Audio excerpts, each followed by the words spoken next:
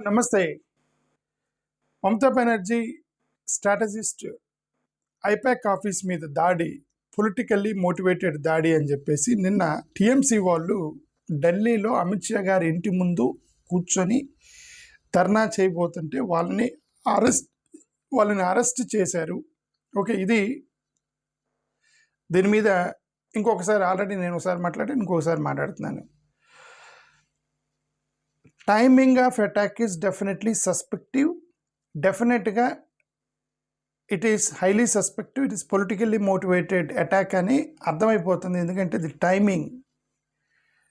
ఎందుకంటే మార్చి ఏప్రిల్లో అంటే ఇంకా షెడ్యూల్ రాలేదు, but definitely it will be March to April మధ్యలో 100% ఎలక్షన్స్ ఉన్నాయి. జస్ట్ 1 or 2 months బిఫోర్ ఒక పొలిటికల్ స్ట్రాటజిస్ట్ ఆఫీస్ మీద దాడి చేయటం అనేది 100%గా అది పొలిటికల్లీ మోటివేటెడ్గానే భావిస్తారు. దాంట్లో తిరుగులేదు ఇక. ఓకే, అందుకనే వీళ్ళు ఏమన్నారంటే raid aimed at stealing Trinamool's data ahead of 2026 polls అని టీఎంసీ వాళ్ళు చేసినటువంటి ఒక పెద్ద ఎలిగేషన్. టీఎంసీకి సంబంధించిన ఇంటర్నల్ డేటాని సీజ్ చేశారు. మీరు ఈడీ రైడ్స్ చేసినప్పుడు అకౌంట్స్ సీజ్ చేయాలి, ఫైనాన్షియల్ ట్రాన్సాక్షన్స్ సీజ్ చేయాలి. కానీ party documents, electoral strategies, candidate list, hard disk ఇవి సీజ్ చేశారు. క్యాండిడేట్ లిస్టులు, హార్డ్ డిస్కులు, ఎలక్టోరల్ స్ట్రాటజీ ఇవి సీజ్ చేశారు. పార్టీ డాక్యుమెంట్లు సీజ్ చేశారు. అది డెఫినెట్గా పొలిటికల్గా, అవన్నీ పొలిటికల్ డాక్యుమెంట్స్, క్రిమినల్ డాక్యుమెంట్స్ కాదు. క్రిమినల్ డాక్యుమెంట్స్ అంటే ఈడీ మీరు అకౌంట్స్ అవన్నీ సీజ్ చేస్తే దట్స్ ఓకే.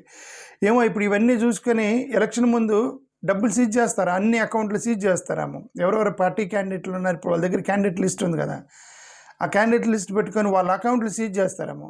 ఓకే, ఏదైనా సరే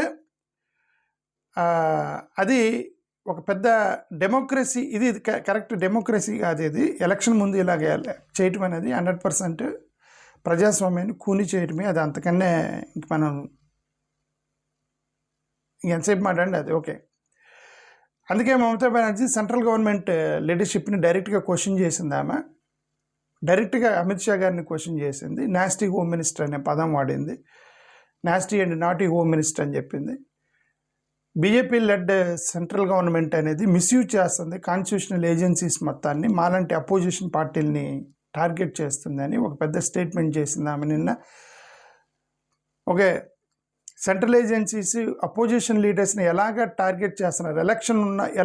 ఎలక్షన్ వస్తుంది అన్నప్పుడల్లా టార్గెట్, ఎలక్షన్ వస్తుంది అన్నప్పుడల్లా ఈడీలు పంపించడం, ఇట్లా అసలు ఇది టైమింగ్ ఆఫ్ రైట్స్.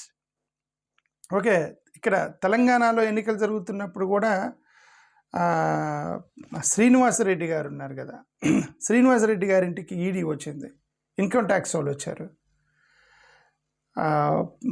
అదే గతంలో వైఎస్ఆర్సీపీలో ఉండి ఇప్పుడు ఏమంటారు జగన్ గారికి మంచి క్లోజ్గా ఉన్న ఒక ఆయన ఖమ్మంలో శ్రీనివాసరెడ్డి గారు ఉన్నారు, ఆయన ఇంటి పేరు మర్చిపోయాను. ఓకే, ఆ శ్రీనివాసరెడ్డి గారి మీదకి ఐటీ రైడ్ పంపించారు.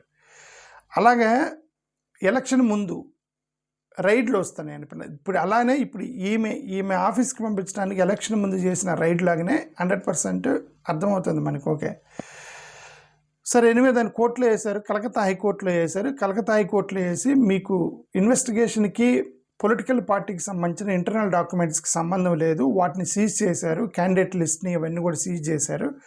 స్ట్రాటజీస్ అవన్నీ కూడా కరెక్ట్ కాదు, అలా సీజ్ చేయడం కరెక్ట్ కాదని చెప్పేసి ఆమె ఒక పెద్ద అంటే హైకోర్టులో పిల్ వేశారనమాట. ఇది మనీ లాండరింగ్ కేసు కిందకి రాదు. Fundamental rights of privacy and fundamental rights of political పార్టీని మీరు వైలేట్ చేస్తున్నారు, రాజ్యాంగ విరుద్ధం అని చెప్పేసి వాళ్ళు కోర్టుకు వెళ్ళారు నిన్న. అఫ్కోర్స్ దాని మీద ఇప్పుడు దానికోసమని ఇప్పుడు వీళ్ళు కొట్లాడారు. నిన్న అమిత్ షా గారి ఇంటి ముందు ధర్నా చేయడానికి ట్రై చేస్తే వీళ్ళని అరెస్ట్ చేశారు పోలీసులు నిన్న. బట్ ఈడీ ఏమంటుంది, మా దగ్గర ఆధారం ఉంది అందుకని మేము ఆఫీస్కి వెళ్ళామని ఈడీ చెప్తుంది. అందుకని ఈడీ ఆధారాలు పట్టుకునే వెళ్ళాము, మాకు ఆఫీస్లో ఏ డాక్యుమెంట్స్ ఉన్న అనుమానాలు ఉన్నాయని చెప్పేసి ఈడీ చెప్తుంది. అండ్ వాళ్ళు చెప్తారా ఏంటి వాళ్ళు ఏమన్నా? ఇదిగో మాది పొలిటికల్ దాడి ఇది అని వాళ్ళు చెప్తారా? పొలిటికల్ దాడి చేసినప్పుడు పొలిటికల్ దాడి అని చెప్పడు కదా. లేదు ఇది చట్టపరంగా వెళ్తున్నాం అంటాడు, బట్ పొలిటికల్ దాడి చేస్తారు అధికారంలో ఉన్న వాళ్ళు.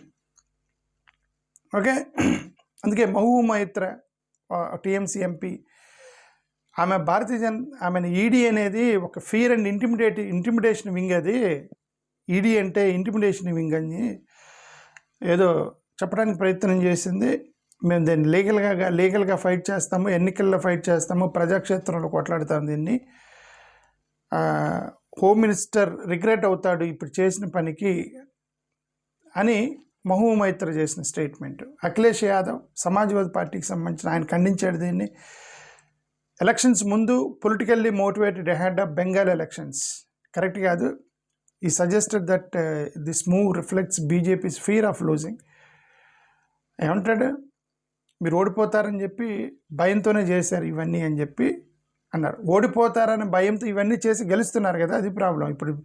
ఇప్పుడు ఇవన్నీ లాగేశారు, అకౌంట్స్ మొత్తం సీజ్ చేస్తారు, సీజ్ చేసి రేపొద్దున పోలీసులను పంపిస్తారు, మొత్తం చేసి వీటన్నిటితో పాటు ఓటు చోరీ ఎలిగేషన్స్ వస్తున్నాయి. సో ఎలాగైనా తృణమూల్ కాంగ్రెస్ వెస్ట్ బెంగాల్లో బీజేపీ అధికారంలోకి రావాలని ప్రయత్నం చేస్తుంది. సో అది వాళ్ళు చేస్తున్నటువంటి ఇది. ఇలాగ గెలవటం కూడా కరెక్ట్ కాదు. ఇది ఎంతకాలం ఇలా గెలుస్తారో చూద్దాం. ఎలక్షన్స్ ముందు దాడి చేసి ఈడీలు చేసి ఇవన్నీ చేసి how long they will win we don't know, but let us keep fighting. Okay, అదే మల్లికార్జున్ ఖర్గే ఒకసారి అన్నాడు, ఏమన్నంటే మేము బ్రిటిష్ వాళ్ళతో 200 సంవత్సరాలు కొట్లాడాము, ఆ చరిత్ర ఉంది మాకు. 400 సంవత్సరాలు మొఘల్తో కొట్లాడిన చరిత్ర మాది. ఎంతకాలం వీళ్ళు పరిపాలిస్తారో ఈ విధంగా మేము కొట్లాడతాము అని అన్నాడు మల్లికార్జున్ ఖర్గే. అంటే వాళ్ళకి అర్థమైంది ఇది ప్రజాక్షేత్రంలో డెమోక్రాటిక్గా వీళ్ళు ఎలక్షన్లు గెలవట్లేదు, దాడులు చేసి వ్యవస్థను వాడుతున్నారని వాళ్ళకి అర్థమైంది. ప్రస్తుతానికి అపోజిషన్కి ఇప్పటికీ అర్థమైంది. వాళ్ళు దానికి సిద్ధపడుతున్నారు. ఓకే, దాన్ని కొట్లాడడానికి ట్రై చేస్తున్నారు. ఓకే, సో అభిషేక్ మను సింఘ్వి కాంగ్రెస్ సీనియర్ లీడరు, ఇతను ఏమన్నారు, ఈడీ రైట్స్ అనేవి పొలిటికల్ కన్సల్టెంట్ మీద చేయటం అనేది కరెక్ట్ కాదు. ఎందుకంటే వాళ్ళకి ఆధారాలు దొరక్క, క్రెడిబిలిటీ లేక ఎలాగైనా ఎలక్షన్స్ గెలవాలని చెప్పి ఏజెన్సీని వెపనైజ్ చేసుకొని ఇలాగా కన్సల్టెంట్ ఆఫీస్ మీద దాడి చేశారు అని ఖండిస్తున్నానని ఆయన మను సింఘ్వి చేసిన స్టేట్మెంట్. అఫ్కోర్స్ ఇంక కలెక్టివ్గా వీళ్ళందరూ డైరెక్ట్ ఓబ్రియన్, మహబూబా మైత్ర, కీర్తి ఆజాద్, సాకేత్ గోఖలే వీళ్ళందరిని అరెస్ట్ చేశారు. అమిత్ షా గారి ఆఫీస్ బయట కూర్చొని ధర్నా చేయడానికి ప్రయత్నం చేశారు. ఇక అక్కడక్కడ కొన్ని జనరల్ స్టేట్మెంట్స్ ఇవన్నీ వచ్చాయి. కాంగ్రెస్ లీడర్లు వాళ్ళు కూడా అక్కడక్కడ ఇంటర్నల్గా కొన్ని స్టేట్మెంట్లు చేశారు, ఇది తప్పు, అలా చేయటం కరెక్ట్ కాదని. ఓకే, బట్ అక్కడ లోకల్ వెస్ట్ బెంగాల్లో బీజేపీ వాళ్ళు కూడా రియాక్ట్ అవుతారు కదా. ఆయన సువేందు అధికారి, ఇతను యాక్చువల్లీ బీజేపీ టీఎంసీ అతనే బీజేపీలోకి వెళ్ళి ఇప్పుడు ప్రతిపక్ష నాయకుడిగా ఉన్నాడు. సువేందు అధికారి ఇతను ఏమన్నాడంటే మమతా బెనర్జీ కాన్స్టిట్యూషనల్ ఏమన్నా ఇన్వెస్టిగేటింగ్ ఏజెన్సీస్ యొక్క ఇన్వెస్టిగేషన్ ప్రాసెస్ని అడ్డుకుంటుంది అధికారం ఆడుకొని అని ఇతను మమతా బెనర్జీ మీద ఒక ఎలిగేషన్ చేశాడు. సామిక్ భట్టాచార్య, ఇతను కూడా బీజేపీ లీడరే, ఇతను సీఎం అథారిటీని మిస్యూజ్ చేస్తుంది, సెంట్రల్ ఇన్వెస్టిగేషన్ని వాడుతుంది అని చెప్పేసి అడ్డుకుంటుందని ఇతను.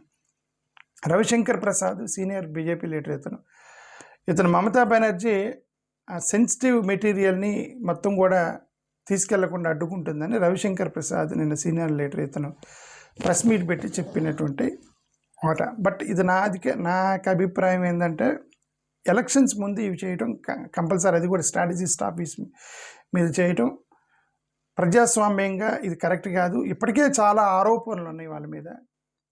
ఎందుకంటే అది ప్రతిపక్ష నాయకుడు అతను ఓటు చోరీ ఆరోపణలు చేశాడు, ఈసీని వాడాడని చెప్పి చాలా ఆరోపణల మధ్యలో ఇట్లాంటివి చేస్తుంటే డెఫినెట్గా అనుమానం వచ్చింది. అంటే బలవంతంగా గెలవడానికి ప్రయత్నం. ప్రజాస్వామ్యంలో చాలా ప్రజలు గెలిపించారు అన్నట్టుగా ఉండాలి, కానీ బలవంతంగా దాడి చేసి అపోజిషన్ని బెదిరించి అపోజిషన్ని ఇలా అకౌంట్లు సీజ్ చేసి ఇదంతా చేసి గెలిస్తే ఇంకా గెలిపేందుకు. ఓకే, అది సంగతి. థ్యాంక్ యూ, నమస్కారం.